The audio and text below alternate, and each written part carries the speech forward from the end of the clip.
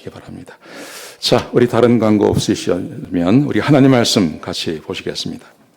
하나님 말씀 같이 보십시다.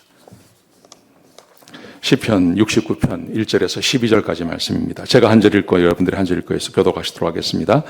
하나님이여 나를 구원하소서. 물들이 내 영혼까지 흘러 들어왔나이다. 나는 설 곳이 없는 깊은 수렁에 빠지며 깊은 물에 들어가니 큰 물이 내게 넘치나이다. 내가 부르짖음으로 피곤하여 나의 목이 마르며 나의 하나님을 바라서 나의 눈이 쇠하였나이다. 까닭없이 나를 미워하는 자가 나의 머리털보다 많고 부당하게 나의 원수가 되어 나를 끊으려 하는 자가 강하였으니 내가 아니한 것도 물어주게 되었나이다. 하나님이여 주는 나의 우매함을 아시오니 나의 죄가 주 앞에서 숨김이 없나이다. 주 만군의 여호와여 주를 바라는 자들이 나를 인하여 수치를 당하게 하지 마옵소서. 이스라엘의 하나님이여 주를 찾는 자가 나로 말미암아 욕을 당하게 하지 마옵소서. 내가 주를 위하여 비방을 받사오니 수치가 나의 얼굴에 덮였나이다. 내가 나의 형제들에게는 객이 되고 나의 어머니의 자녀에게는 낯선 사람이 되었나이다. 주의 집을 위하는 열성이 나를 삼키고 주를 비방하는 비방이 내게 미쳤나이다. 내가 곡하고 금식하였더니 그것이 도리어 나의 욕이 되었으며 내가 굵은 배로 내 옷을 삼았더니 내가 그들의 말거리가 되었나이다. 성문에 앉은 자가 나를 비난하며 독주에 취한 무리가 나를 두고 노래하나이다. 아멘. 우리가 받아야 할 고난이라는 주제로 하나님 말씀 함께 나누려고 합니다. 여러분, 세상에서 가치 있는 것을 얻기 위해서는 반드시 고난이 필요하죠. 노력을 해야 되고 아주 힘을 써야 그것을 얻을 수 있는 것입니다. 세상에서 가장 가치 있는 게 뭐라고 생각하십니까? 저는 사람의 영혼이라고 생각합니다. 사람이 하나님을 만나는 것입니다. 여러분, 사람이 하나님을 만나고 하나님과 올바른 관계를 맺고 살아가는 것은 정말 가치 있는 것인데, 근데 이것을 잘 하기 위해서는요, 고난을 받아야 합니다. 오늘 본문에 보시면 다윗이 사람들에게 하나님을 만나게 하기 위해서 다윗이 고난을 자청하는 이야기가 본문 가운데 기록되어져 있습니다. 그리고 예수님께서 이 일을 위해서 예수님께서도 고난을 받으셨습니다. 같은 맥락 안에서 우리도 지금 이런 고난을 받아야 한다는 것을 오늘 말씀을 통해서 함께 나누려고 합니다. 먼저 오늘 본문에 보시면 다윗이 고난당하는 이야기가 기록되어져 있습니다. 이렇게 고백합니다. 하나님, 나를 좀 구원해 주십시오. 물들이 내 영혼까지 흘러 들어왔습니다. 나는 설 곳이 없는 깊은 수렁에 빠졌습니다. 깊은 물에 들어가니 큰 물이 내게 넘칩니다. 여러분, 얼마 전에 스페인에서 홍수가 나지 않았습니까? 그래서 홍수 때문에 수백 명이 죽었다고 그러죠. 기근이 무섭냐 아니면 홍수가 무섭냐? 우리는 기근이 더 무서운 것 같아요. 그런데 실제로 그렇지 않답니다. 기근은 그래도 오면 집도 그대로 있고 또 뿌리는 씨도 그대로 있다고 해요. 그런데 홍수가 오면 씨도 다 쓸려 내려가고 땅도 다 쓸려 내려가고 집까지 다 쓸려 내려가 버리는 겁니다. 홍수가 훨씬 무서운 것입니다. 지금 다윗이 자기의 인생의 홍수 같은 것을 만났다고 그럽니다. 그래서 하나님께 부르짖는데 하나님께서 건져주지 아니하시면 일어날 수 없는 그런 상태가 되었다고 말합니다. 왜 이렇게 되었을까요? 우리가 지난주에는 다윗이 죄를 지어서 그런 일을 당하는 거죠. 근데 오늘 본문에 보시면 죄의 결과가 아닙니다. 보시면 까닭없이 나를 미워하는 자가 많고 부당하게 나의 원수가 되는 사람들이 있다고 말하죠. 죄를 지어서 이런 일을 당하는 게 아니라는 거예요. 그러면 무슨 일을 했길래 이런 고난을 당할까요? 이것은 하나님을 위해서 살기 때문입니다. 보십시오. 7절 같이 읽겠습니다. 시작. 내가 주를 위하여 비방을 받사오니 수치가 나의 얼굴에 덮였나이다. 주를 위해서 비방을 받는 거예요. 이게 뭐냐 그랬더니 많은 신학자들이 이것을 이렇게 말했습니다. 사울을 죽이지 않는 것 때문에요. 사울이 다윗을 죽이려고 하지 않습니까? 근데 다윗의 믿음 안에 하나님께서 처리하신다는 믿음이 있었어요. 하나님께서 기름 부은 자를 내가 죽일 수 없다고 하는 그 믿음이 있었어요. 그래서 도망다니지 않습니까? 근데 함께 도망다니는 사람들이 싫은 거예요. 그냥 죽이면 되는데 왜 저러나? 왜 저렇게 용기가 없나? 그래서 이것 때문에 비방을 받는 거예요. 하나님의 말씀을 지키는 것 때문에 비방을 받는다는 것이죠. 두 번째는 9절에 보시면 주의 집을 위하는 열성이 나를 삼킵니다. 주를 비방하는 사람들이 이제는 나를 비방하게 되었습니다. 이렇게 말하죠. 여기서 주의 집을 위한 열성이라는 것은 다윗은 성전을 짓지 않았습니다. 근데 여기서 말하는 주의 집을 위한 열성을 뭘 말하는 거냐 하면 그 당시에 있었던 그 언약궤, 법궤를 자기 성에 가지고 들어오는 것 때문에 사람들에게 비난받는 것을 말한다는 거죠. 여러분, 언약궤라는 것은 굉장히 중요한 것입니다. 언약궤는 이런 것입니다. 하나님께서 이스라엘 백성들과 언약을 맺지 않습니까? 그리고 그 언약의 두 돌판을 그 안에 집어넣었습니다. 그래서 그 언약궤를 볼 때마다 하나님과 이스라엘 백성들은 언약을 맺은 관계라는 것을 알게 하는 거죠. 하나님께서 언약을 지키기만 하면 너는 나의 백성이 되고 나는 너의 하나님이 되겠다고 약속해 주셨습니다. 그 돌판이 있는 것입니다. 거기다가 그 돌판, 이 언약궤 위에 하나님께서 임재하십니다. 하나님은 다른 곳에 임재하지 아니하시고 하나님께서는 성막에 임재하는 것 같지만 사실은 언약궤 위에 그 천사의 날개가 있는데 그 두 날개 사이에 하나님께서 임재하시는 거예요. 그래서 하나님의 임재를 보기 위해서는요, 저 언약궤가 있는 곳에 가면 하나님을 만날 수 있는 거예요. 얼마나 복된 것입니까? 이 언약궤는 이렇게 복된 것입니다. 거기다가 그렇기 때문에 이 언약궤는 항상 백성들 선도에서 행진해 갔어요. 40년 동안 광야를 헤맬 때도 이 언약궤가 앞에 갔고요. 요단강을 건너갈 때도 언약궤가 제일 먼저 갔고요. 여리고성을 무너뜨릴 때도 이 언약궤가 제일 앞에서 움직였던 거예요. 이 언약궤는 어떻게 보면 하나님의 임재의 상징이고 하나님의 언약의 상징이고 그리고 하나님께서 보호해 주시는 굉장히 중요한 것이죠. 그런데 이스라엘 백성들에게 아주 희한한 일이 벌어집니다. 다윗이 왕이 될 때, 그때 우리 사무엘상 4장에서 7장까지를 쭉 읽어보시면 이스라엘 백성들이 언약궤를 잃어버리고 잊어버리는 거예요. 잃어버리는 것도 문제이지만 더 큰 문제는 언약궤를 잊어버렸다는 거예요. 이렇게 중요한 것을 잊어버렸어요. 자, 어떤 내용인지 보십시다. 엘리 시대가 되었는데 블레셋과 전쟁하는데 엘리 제사장이 하나님의 말씀대로 살지 않습니다.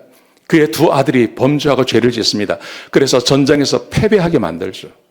그러자 엘리의 두 아들 홈리와 비느하스가 전쟁에 지는 것을 보고 저 언약궤를 가지고 나오라 그럽니다. 그래서 언약궤가 앞에 가면 혹시 우리가 전쟁에 이길지도 모른다 하고 가지고 나간 겁니다. 그런데 블레셋에게 이 언약궤를 빼앗겨 버립니다. 이게 BC 1080년이었습니다. 블레셋이 이 언약궤를 가지고 가서 자기들의 동네로 가지고 들어갔는데 아스돗의 다곤 신전 안에다가 모셨습니다. 근데 그 다음날 가보니까 다곤 신전이 쓰러져 있죠. 그리고 그 동네 사람들이 전부 다 막 악종이 나고 막 문제가 생겼습니다. 그러니까 이제는 가드로 옮겼습니다. 가드에도 똑같은 일이 벌어졌습니다. 동네 사람들이 막 죽고 난리가 난 겁니다. 그랬더니 또 에그론으로 옮겼습니다. 에그론 갔더니 거기서도 똑같은 일이 벌어진 것입니다. 그래서 이 사람들이 알았어요. 블레셋 사람들이. 야, 이거 다시 이스라엘로 돌려줘야 되겠다. 알았던 거예요. 그래서 다시 돌려줬습니다. 돌려진 것이 어디냐 하면 벳세메스라는 곳으로 가지고 왔습니다. 근데 이 벳세메스 사람들이 이걸 보고 뭔가를 잘 몰라가지고 뚜껑을 열어버린 겁니다. 그래서 성경에 보시면 수만 명이 죽었다고 되어 있죠. 그 뚜껑 열지 말라 그랬는데 뚜껑을 열어버린 겁니다. 수만 명이 죽었습니다. 그러니까 이 벳세메스 사람들도 겁이 난 겁니다. 그래서 기럇 여야림의 아비나답의 집에다가 이 언약궤를 안치해 놓은 거예요. 그리고 잊어버린 겁니다. 저 언약궤가 무엇인지도 모르고 다 잊어버린 겁니다. 그리고 세월이 흘러서 다윗이 왕이 된 것입니다. 무려 80년이 지난 거예요. 무려 80년 동안 저 언약궤를 잃어버렸다가 아주 잊어버리고 살아가는 것입니다. 근데 이 언약궤의 중요성을 누가 알았냐 하면 다윗만 알고 있었던 거예요. 아마 나단도 알았겠죠. 다윗이 알고 이 다윗이 다시 이 언약궤를 자기의 성으로 가져오기를 간절히 바랬던 것이죠. 그래서 역대상 13장 3절에 보시면 다윗이 왕이 되자마자 사람들에게 이 언약궤를 가지고 오자고 이야기합니다. 그래서 이렇게 말합니다. 우리가 우리 하나님의 궤를 우리에게로 옮겨오자. 그러면서 이렇게 말해요. 사울 때에는 우리가 궤 앞에서 묻지 아니하였느니라.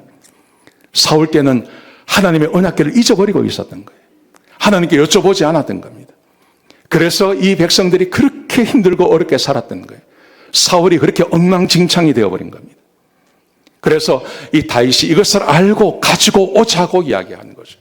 여러분, 다윗은 왜 이 언약궤를 이렇게 소중하게 생각했을까요? 그 이유는 아주 간단합니다. 그것은 다윗은 하나님과의 언약을 알고 있는 사람이에요. 언약궤, 그 언약을 알고 있는데 다윗이 죽기 전에 솔로몬에게 이렇게 말을 합니다. 내 하나님 여호와의 명령을 지켜 그 길로 행하여 그 법도와 법률과 계명과 율례와 증거를 모세의 율법에 기록된 대로 지키라. 그리하면 내가 무엇을 하든지 얻으러 가든지 형통할지라. 여러분, 이것은 하나님께서 언약궤를 처음에 주실 때, 그 십계명을 주실 때 하나님께서 모세와 이스라엘 백성들과 언약을 맺은 그 내용입니다. 너희가 내 법도와 율례를 지키기만 하면 나는 너희의 하나님이 되겠고 너희는 내 백성이 될 거다. 내가 너희를 형통하게 해주겠다는 말이죠. 이것을 알고 있었던 사람이 다윗이에요. 그래서 다윗이 이 언약궤를 가지고 오자고 이야기하는 거죠. 여러분, 그런데 이스라엘 백성들은 이거 몰라요. 이걸 모릅니다. 그래서 무슨 일이 생기냐 하면 다윗이 사람들에게 미움을 받아요. 특별히 자기 부인에게요. 미갈이 이걸 보면서 이 언약궤가 자기 다윗성으로 들어올 때 다윗이 너무너무 좋아가지고 막 춤을 추지 않습니까? 그것을 위에서 딱 보고 있는 겁니다. 밑에서 왕이 펄쩍펄쩍 뛰는 걸 보고요. 보십시오. 심중에 그를 업신여기니라. 아이고, 저거 뭐하나. 이렇게 생각하고 있었다는 거죠. 여러분, 이것이 미갈만 그랬을까요? 아닙니다. 언약궤가 뭔지를 몰랐던 사람들 대부분이 아마 이런 마음을 갖고 있었을 거예요. 왕이 저 왜 저러나? 왜 저렇게 펄쩍펄쩍 뛰나? 아니, 저 언약궤 가지고 들어오는데 소를 3만 마리씩 잡아야 돼? 이런 생각을 왜 하지 않았겠습니까? 이런 생각을 한 것 때문에 지금 다윗이 눌림을 받고 있는 거예요. 다윗이 미갈에게 들어갔을 때 미갈이 이렇게 말합니다. 이스라엘 왕이 오늘 어떻게 영화로우신지, 그러니까 비꼬는 거죠. 방탕한 자가 염치 없이 자기 몸을 드러내는 것처럼, 술 먹고 옷 벗는 것처럼 그렇게 당신이 오늘 그의 신복의 계집종의 눈앞에서 몸을 드러내셨도다. 막 춤을 추다 보니까 바지춤이 내려갈 수도 있죠. 옷이 올라갈 수도 있죠. 근데 다윗이 그것도 모르고 너무너무 기쁘고 좋아서 펄쩍펄쩍 뛰니까 지금 미갈이 이렇게 말하는 거예요. 근데 저게 미갈만 말한 게 아니라 아마 저 가치를 모르는 사람들이 다 그렇게 생각했을 거라는 거죠.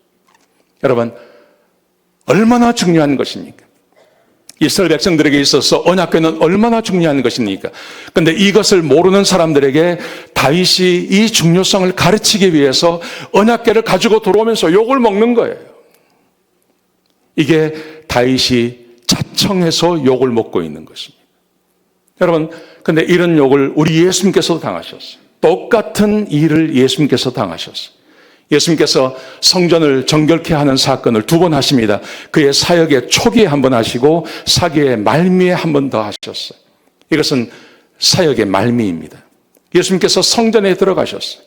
성전에 들어가셔서 성전을 정결케 하십니다. 거기 있는 사람들을 다 쫓아내십니다. 그리고 예수님께서 이렇게 말씀하세요. 기록된 바 내 집은 만민이 기도하는 집이라. 원래 이 성전은 기도하는 집이라는 거죠. 근데 그 당시에 사람들이 성전이 얼마나 중요한지를 몰라요. 이것을 알고 있는 사람이 없어요. 하나님께서 성전을 세우시고 그 성전을 통해서 어떤 일을 하시는지를 사람들은 몰라요. 그래서 강도의 소굴을 만들어 놓은 것입니다. 그래서 예수님께서 이것을 보시고 성전이 원래 어떤 곳인지를 그들에게 가르치시는 것입니다. 원래 만민이 기도하는 집인데 너희는 강도의 소굴을 만들었다고 말씀하시죠. 여러분, 만민이 기도하는 집이라는 것은 무슨 뜻입니까? 성전에 사람들이 와서 하나님에 대해서 배우는 것입니다. 하나님의 말씀을 배우는 것입니다. 하나님의 언약을 배우는 것입니다. 그리고 그렇게 살도록 독려하고 가르치는 일을 이 성전이 하는 것입니다. 그래서 이렇게 말하죠. 여호와와 연합하여 그를 섬기며 여호와의 이름을 사랑하며 그의 종이 되며 안식일을 지켜 더럽히지 아니하며 그의 언약을 굳게 지키는 이방인마다, 유대인은 말할 것도 없고요, 이방인이라도 그 사람이 이방이라고 하지만 만약 성전에서 지키는 대로, 성전이 가르치는 대로 하나님과 연합하고 하나님을 사랑하고 하나님의 말씀을 따라 언약을 굳게 지키기만 한다면 뭐라고 말씀하십니까? 내가 곧 그들을 나의 성산으로 인도하여 기도하는 내 집에서 그들을 기쁘게 해줄 거다. 무슨 말이에요? 기도하면 그 기도에 응답해 주시겠다는 거예요. 하나님을 사랑하고 하나님과 연합하고 하나님과 언약을 지키며 그렇게 살아가는 이방인이라 하더라도 이 성전에 와서 기도하면 내가 그 기도를 들어줄게. 유대인은 말할 것도 없는 거죠. 성전은 이렇게 중요한 것입니다. 성전에서 하나님을 배우고 하나님의 말씀을 배우고 언약을 배우고 그렇게 살도록 가르침을 받고 그렇게 사는 사람들이 성전에 찾아가서 기도만 하면 하나님께서 그 기도를 들어주시겠다는 거예요. 이게 성전이 하는 일이에요. 원래 하나님은 성전을 이렇게 세우신 거예요. 근데 이걸 아는 사람이 없어요. 이스라엘 백성들 가운데 이걸 아는 사람이 없어요. 그래서 이 사람들이 성전을 어떻게 만들어 놓았습니까? 강도의 소굴을 만들어 놓은 거예요. 보십시오. 너희가 도둑질하며 살인하며 간음하며 거짓 맹세하며 바알에게 분향하며 너희가 알지 못하는 다른 신을 따르면서 성전을 통해서 가르침을 받지 못해요. 하나님과의 언약을 몰라요. 하나님을 사랑하지도 않아요. 그래서 세상에 나가서 자기가 하고 싶은 대로 하고 살아갑니다. 도둑질하고 간음하고 살인하고 바알을 섬기고 다른 신들을 섬기고 그러고 어쩌다가 한 번씩 성전을 찾아오는 겁니다. 그리고 이렇게 말합니다. 우리가 구원을 받았습니다. 우리는 아브라함의 족속입니다. 하나님이 우리를 사랑하십니다. 나는 하나님의 백성이고 나는 하나님의 자녀입니다. 이렇게 말을 한다는 거예요. 근데 뭐라고 말씀하십니까? 너희 눈에는 이 성전이 도둑의 소굴로 보이느냐? 하나님께서 그들의 기도를 듣지 않으시겠다는 거죠. 여러분, 이스라엘 시대, 예수님 시대에 이스라엘 백성들이 이렇게 살아간 거예요. 근데 예수님께서는 성전이 이렇게 되는 것을 원치 않으시는 겁니다. 그래서 성전을 정결케 하시는 것입니다. 그런 성전을 만들기를 원하시는 거예요. 사람들이 모르니까요. 성전이 얼마나 귀한 것입니까? 그 성전의 비밀만 안다면, 사람들이 변화만 받는다면, 그러면 인생의 모든 문제를 성전에 가서 얼마든지 해결함 받을 수 있는 거죠. 사람이 살아가면서 겪는 고통과 어려움이 얼마나 많습니까? 이거 하나님 앞에 가서 기도하면 하나님께서 다 들어주신다고 하는 그 놀라운 약속의 성전이 있는데 그 성전의 비밀을 알지 못하고 성전을 걷어차버리고 성전을 강도의 소굴로 만들어 놓은 거죠. 예수님께서 이걸 지금 지적하고 계신 거예요. 그런데 사람들이 알아들을까요? 못 알아듣습니다.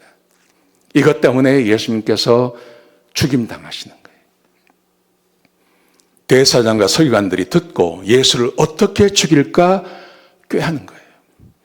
그리고 예수를 죽이기로 작정하는 거예요.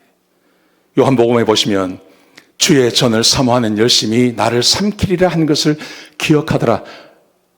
시편 69편 9절에 다윗이 했던 그것을 그대로 인용하는 거예요. 다윗이 했던 것처럼 예수님께서도 주의 전을 사모하는 그 사모 때문에 내가 고난을 받습니다. 이 말이 그대로 적용이 되는 거예요. 다윗도 예수님도 사람들이 알지 못하는 영적인 비밀, 그것을 위해서 고난 받으시는 거예요. 여러분, 우리 시대에도 동일한 고난을 우리가 받아야 합니다. 자, 저는 이렇게 말씀드리고 지금 세상 사람들이 모르는 게 있어요. 우리가 교회가 잊어버리고 있는 것이 있어요. 그게 뭐냐 하면 구원이라는 거예요. 보세요. 현대교회를 이렇게 말합니다. 값싼 구원을 전하고 있다고 이야기합니다. 예수님께서 우리에게 주신 구원은 너무너무 값진 것인데 사람들에게 값싼 구원을 이야기한다는 것이죠. 여기 보시면 이르되 주 예수를 믿으라 그리하면 너와 내 집이 구원을 받으리라. 믿기만 하면 구원받는다는 겁니다. 영접하는 자 곧 그 이름을 믿는 자들에게는 하나님의 자녀가 되는 권세를 주신다고 말씀하셨어요. 믿기만 하면 되는 거예요. 그래서 내가 믿는다고 말하는 사람들이 얼마나 많은지 몰라요. 미국과 한국은 기독교의 전통이 이제는 어느 정도 생긴 나라입니다. 미국은 원래 기독교 국가이고 그리고 한국도 이미 선교사가 온 지가 100년이 지났기 때문에 이제는 기독교 문화가 어느 정도 생겨나고 있어요. 그래서 말입니다. 사람이 태어나면 유아 세례 받습니다. 그리고 주일학교 다닙니다.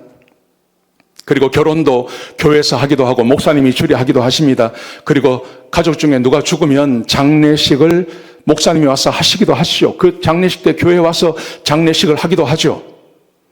그러니 말입니다. 사람들은 내가 예수 믿는 사람이라고 생각하는 거예요. 근데 문제가 뭐냐 하면 평소에 교회 출석을 안 해요. 나 옛날에 다 교회 다녔다는 거예요. 나 어릴 때 주일학교 다녔다는. 근데 현재는 교회를 출석하지 않아요.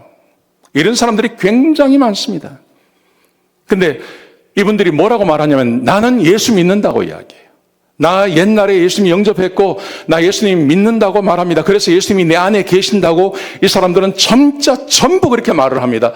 근데 평소에 교회 출석하지 않아요. 이걸 뭐라고 이야기를 하냐면 명목상의 그리스도인이라고 말하는 거예요. 진짜 그리스도인은 어떤 사람입니까? 진짜 그리스도인은 신앙을 고백하는 사람입니다. 내가 죄인이고 예수님께서 나를 위해서 십자가에 못 박혀 죽으셨고 내가 그분을 믿음으로 내 죄가 사함받고 내가 하나님의 자녀가 됩니다. 이 고백을 마음으로 하는 사람을 말하는 것이죠. 신앙 고백하는 걸 말하는 거죠. 신앙 고백을 할 뿐만 아니라 내가 고백한 대로 규칙적으로 교회에 출석하는 걸 말하는 거예요. 와서 하나님께 예배드리는 걸 말하는 거죠. 하나님의 몸된 교회를 섬기는 것을 말하는 거죠. 이게 있어야 되죠. 그뿐만이 아니라 내 개인의 삶에서 성령을 따라 살며 하나님의 말씀에 순종하는 삶이 있어야 되죠. 이걸 우리는 그리스도인이라고 말하는 거예요. 근데 지금 보세요. 아까 다윗이 언약궤가 얼마나 소중한지를 몰랐던 것처럼 예수님 시대에 성전이 얼마나 중요한지를 모르는 것처럼 이 시대의 많은 그리스도인들이, 많은 사람들이 구원이 뭔지를 모른다는 거예요. 그리고 나는 구원받았다고, 내 안에 그리스도가 계신다고, 그렇게 내가 예수를 믿는다고 고백했기 때문에 나는 구원받은 하나님 백성이라고 말하는 사람들이 너무 많다는 거예요. 여러분, 이 시대의 이런 모습을 보면서 우리가 고난받기를 자청해야 된다는 겁니다. 다윗처럼요, 예수님처럼 그게 아니라고 이야기할 수 있어야 된다는 거죠. 보세요. 예수님을 믿는다는 게 뭡니까? 고백을 하는 거라고 말합니다. 근데 요한복음 3장 36절에 보시면 이렇게 말씀하십니다. 아들을 믿는 자에게는 영생이 있고, 그 다음 말 보세요. 아들에게 순종하지 아니하는 자는 영생을 보지 못하고, 믿는다는 것과 순종한다는 것을 같은 레벨에 두고 있는 거예요. 내가 그냥 입으로 믿고 고백하는 것으로 끝나는 게 아니라는 겁니다. 내가 믿었다면 그 믿는다는 것은 반드시 내 의지적인 순종이 따라와야 된다는 겁니다. 그게 진짜 믿는 것이라고 말씀하시는 거예요. 예수님께서 이렇게 말씀하십니다. 나더러 주여 주여 하는 자마다 다 천국에 들어가는 것이 아니요 다만 하늘에 계신 내 아버지의 뜻대로 행하는 자라야 들어가리라. 여러분, 이것은 이렇게 해야 믿음 구원받는다는 말이 아닙니다. 구원받은 사람은 이렇게 산다는 말입니다. 이게 반드시 우리의 삶에 이렇게 드러나야 한다는 말이죠. 마태복음 15장에 이렇게 말씀하십니다. 누구든지 하늘에 계신 내 아버지의 뜻대로 행하는 자가 내 형제요 자매요 어머니다. 여러분, 내가 믿습니다. 그렇게 말하는 사람 진짜 많아요. 미국 사람들의 80%가 자기는 그리스도인이라고 생각한다고 하지 않습니까? 근데 그 중에 80% 중에 교회에 출석하는 사람이 얼마나 됩니까? 하나님 말씀대로 사는 사람이 얼마나 됩니까? 얼마 안 됩니다. 그런데 자기들은 다 예수 믿는다고 말합니다.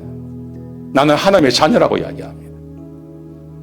그렇게 믿고 사는 겁니다. 지금 세상 사람들이요. 근데 그런 사람들을 향해서 우리가 할 말이 있어야 되는 겁니다. 내가 고난 받을 준비를 하셔야 된다는 거예요.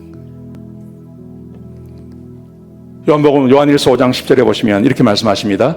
하나님의 아들을 믿는 자는 자기 안에 증거가 있다.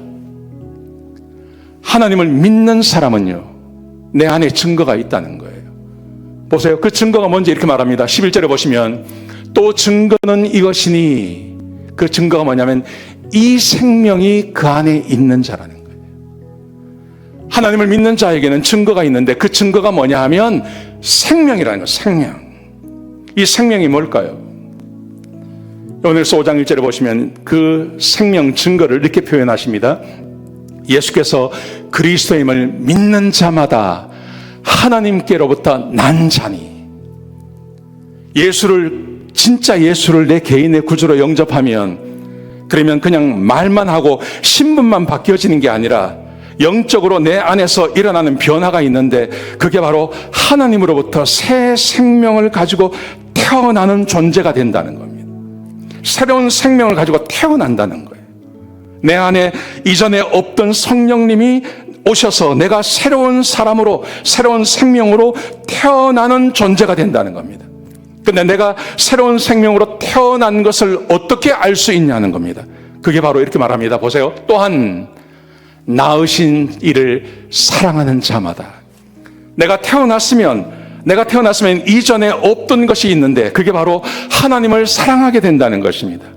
여러분, 사람은 하나님을 사랑하는 것이 교육으로 되는 게 아닙니다. 무슨 사람을 앉혀놓고 세뇌 교육시킨다고 하나님을 사랑하는 것이 아닙니다. 예수를 개인의 구조로 영접하고 성령님, 하나님의 영이 내 안에 오시고 내 영이 거듭나면 나도 모르게 하나님을 알게 되고, 그리고 그 하나님을 지극히 사랑하는 마음이 내 안에서 부어지게 되는 거예요. 아멘이십니까? 예, 하나님을 사랑하게 되는 거예요. 하나님을 사랑하게 되는 거예요. 하나님을 사랑할 뿐만 아니라 그 다음 말씀해 보시면, 그에게서 난 자를 사랑하느니라. 그에게서 난 자는 다른 그리스도인을 말하는 거예요.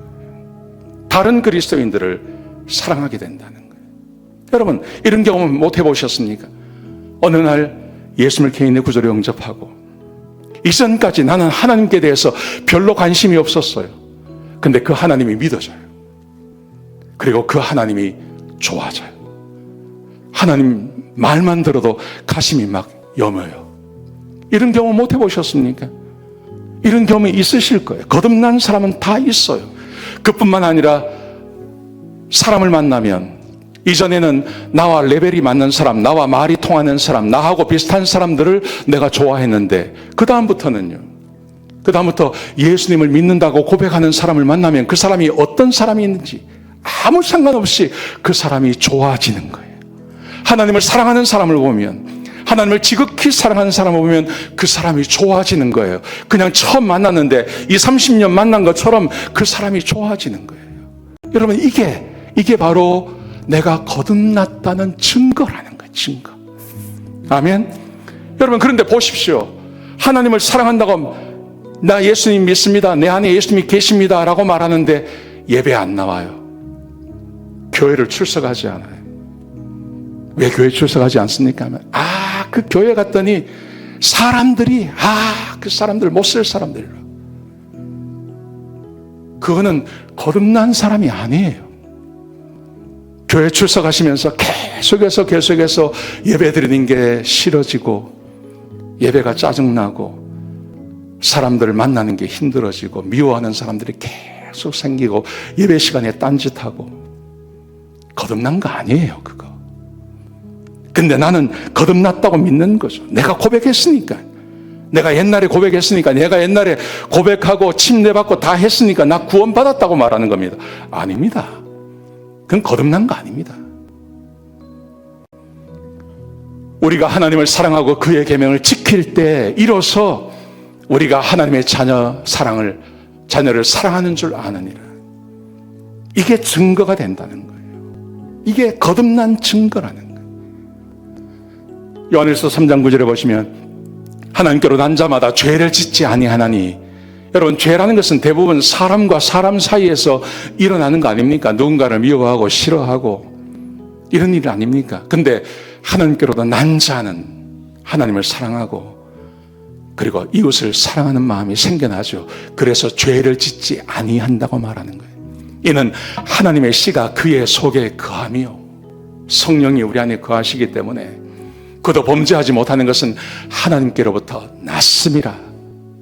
하나님의 자녀로 거듭나는 것은 이런 증거가 있다는 거예요.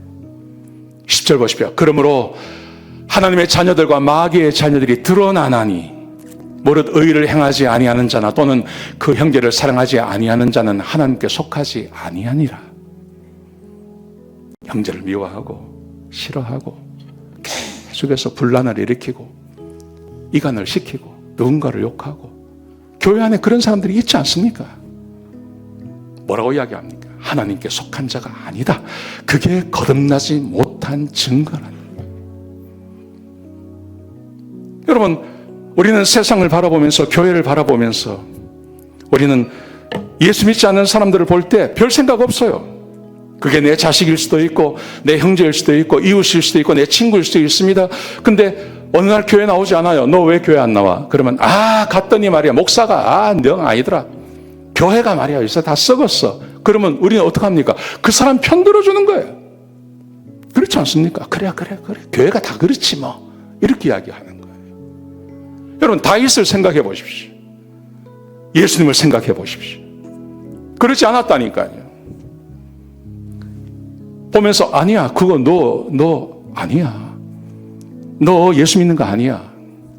너 하나님 믿는 거 아니야. 너 하나님 믿으면 그럴 수 없어. 하나님을 믿으면 하나님을 사랑하게 돼 있어. 그래서 교회에 출석하지. 하나님을 사랑하면 하나님 믿는 형제 자매들이 좋아지게 돼 있어. 이게 증거야. 그러니 너 교회 나와야 돼. 이렇게 말할 수 있어야 되는 거예요. 그렇게 하면 욕먹습니다. 제가 요즘 계속 찾아가서 전도하는 사람이 있어요. 5개월, 6개월 찾아갔는데 교회 안 나와요. 근데 얼마 전에 갔더니 그러더라고요. 자기 하나님 믿는다 그러더라고요. 내 안에 예수님이 계세요 그러더라고요. 그래서 내가 이거 안 되겠다 싶어서 제가 정색을 하고 이야기했어요. 그 안에 있는 거 예수님 아닙니다. 그랬어요. 그랬더니 노발대발 다시는 오지 마라 그러더라고요. 뭐 그렇다고 내가 안 갑니까? 일주일에 2번 가는 거예요. 죽을라 그래요. 그래도 욕을 먹으면 그게 욕 먹는 거예요. 그게 욕 먹는 거예요. 항상 네 편 그래 네가 옳다. 우리는 항상 그러지 않습니까? 내가 욕 먹을 거 하나도 없어요. 예수님께서 그 일을 하신 겁니다. 그래서 예수님께서 돌아가시는 겁니다. 다윗이 그거 한 겁니다. 이 귀한 것 사람들이 모르지 않습니까? 그래서 언약궤를 가지고 들어온 겁니다. 예수님께서 성전을 깨끗게 하신 것입니다. 사람들이 모르니까요. 지금 교회 가운데 너무나 만연해 있는 것, 누구든지 예수를 한 번만 고백하면 다 구원받는다고 이야기하죠. 다 구원받았다고 이야기합니다. 그거 어떻게 확인합니까? 분명히 거듭난 사람에게는 성령이 계시고 하나님의 씨가 우리 안에 있기 때문에 범죄하지 않습니다. 하나님을 사랑하게 되어 있고 이웃을 사랑하게 되어 있습니다. 이게 일어나지 않는 사람은 거듭난 거 아닙니다. 그런 사람들을 만나면 당신 거듭난 거 아니야. 예수 그렇게 믿으면 천국 못 가. 이거 이야기해야 됩니다. 이게 내 자식이라도 이야기해야 되고요. 내 친구라도 내 부모라도 이야기해야 됩니다. 그래서 그분이 다시 교회에 와서 제대로 신앙생활하고 하나님 만나도록 도와주셔야 되는 거죠. 존 칼빈이 기독교 강요에 이런 말을 했습니다. 하나님이 어떤 사람을 의롭게 하면 동시에 그를 반드시 거룩하게 하신다. 어떤 사람을 의롭게 했다는 것은 칭의하셨다는 말입니다. 그러면 반드시 거룩하게 하신다는 말은 성화를 말하는 겁니다. 거듭났으면 반드시 하나님께서 그와 함께 하셔서 그를 거룩하게 하시는 겁니다. 그렇죠? 믿음은 끊임없이 회개하는 삶으로 이어집니다. 끊임없이 회개함으로 거룩함에 이르지 아니하는 이들은 곧 부패해져서 은혜에서 떨어질 수 있습니다. 내 안에 성령이 거하시면, 그러면 내 안에 성령이 거하시기 때문에 구원의 확신이 있어요. 근데 구원의 확신만 있는 것이 아니라 여기에 두려움도 함께 오는 거예요. 그래서 내 삶을 끊임없이 돌아보며 하나님 앞에 나가기를 소원하는 겁니다. 그런데 만약에 회개함이 없다면 그러면 이 사람은 하나님의 은혜 안에 있는 게 아니다. 이렇게 말하는 거예요. 칼빈이 말하는 겁니다. 또 이렇게 말했습니다. 신자 안에는 구원의 확신과 함께 두려움과 떨림이 공존하는 거라고요. 제가 금방 말씀드리지 않았습니까? 구원의 확신과 함께 정말 성령님이 내 안에 거하신다면 내가 하나님 말씀대로 살고 있나? 내가 진짜 하나님을 사랑하나? 내가 진짜 이웃을 사랑하나? 항상 두렵고 떨림으로 자기를 돌아보게 되어 있는 거예요. 그런데 거룩한 두려움이 없이 확신만 충만한 사람, 우리 주변에 굉장히 많습니다. 거룩한 두려움 없이 확신만 있어요. 교회 10년, 20년 나오지 않는데도 나 하나님의 자녀야. 이렇게 믿는 사람들이 얼마나 많은지 모릅니다.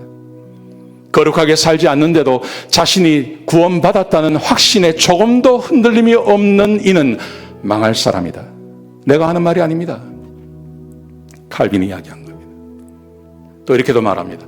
마귀는 거짓 구원을 받은 사람의 확신을 전혀 흔들거나 공격하지 않고 더욱 강화시킨다. 구원받지 못했는데 내가 구원받았다고 믿는 것, 이것. 마귀는 절대 안 건드린다는 거예요. 왜냐하면 건드리면 구원받을 수 있으니까요. 이걸 누가 건드려야 되면 내가 건드려야 되는 거예요. 내가 건드려야 된다니까요. 이게 전도라니까요. 이게 이웃사랑이라니까요. 다윗이 이걸 했다니까요. 예수님께서 이 일을 하신 것입니다. 우리도 이 일 하면 사람들이 나 싫어해요. 누군가가 나를 싫어하는 게 눈에 보이지 않습니까? 그 사람 찾아가는 게 얼마나 힘든데요. 그 집에서 나오면 얼마나 마음이 슬픈데요. 근데 그거 해야 된다는 거예요. 그래서 자기 기만에 빠져 확실하게 망하게 한다. 거룩하게 살지 않으면서 믿었기에 구원받았다고 굳게 확신하는 것은 마귀가 준 거짓 확신이다. 아무런 삶의 변화 없어요. 하나님을 사랑하지도 않습니다. 이웃을 사랑하지도 않습니다. 그런데 나 예수 믿고 구원받았다고 확신하는 것, 거룩하게 살지도 않으면서 나 진짜 예수 믿는 사람이라고 확신하는 것은 마귀가 준 거짓 확신이다. 제 말이 아닙니다. 칼빈이 이야기한 겁니다. 여러분, 지금 우리가 살고 있는 이 세상 안에, 교회 안에, 거짓된 복음 안에, 그 확신 안에 살아가는 사람들이 참 많습니다. 근데 이게 건드리면 분란이 나는 거예요. 그래서 목사님들이 말씀하지 않으시는 거예요. 그런 사람 만나도 예 하시는 겁니다. 그런데 요즘 제가 우리 이제 얼마 남지 않은 분들을 계속 찾아갔거든요. 조홍영 권사님, 우리 정경순 집사님, 정인순 집사님, 우리 곽한나 집사님 계속 찾아가잖아요. 사람이 그렇게 죽어요. 근데 죽고 나면 남는 거는 아무것도 없어요. 이 사람이 천국 갔나 지옥 갔나 그거밖에 안 남아요. 다른 건 아무것도 필요 없다니까요. 딱 죽으면요, 이 사람이 천국 갔나 지옥 갔나 그거밖에, 이게 제일 중요한 거예요. 이게 제일 중요한 거예요. 여러분, 그러므로 우리가 거룩한 좀 욕을 먹어야 됩니다. 아니다 싶으면 이야기해야 됩니다. 당신 진짜 예수 믿냐? 예수 믿는데 어떻게 그렇게 사십니까? 예수 믿는데 어떻게 그렇게 할 수 있습니까? 그렇게 말할 수 있어야 됩니다. 그리고 내가 나를 돌아봐야 됩니다. 내가 진짜 예수 믿는 사람인가? 내가 진짜 구원받은 사람인가? 내가 하나님을 진짜 사랑하나? 내가 이웃을 진짜 사랑하나? 이거 돌아봐야 됩니다. 그리고 회개하고, 날마다 회개하고 주님 앞에 나가야 됩니다. 그래야 천국이 우리에게 열리는 것입니다.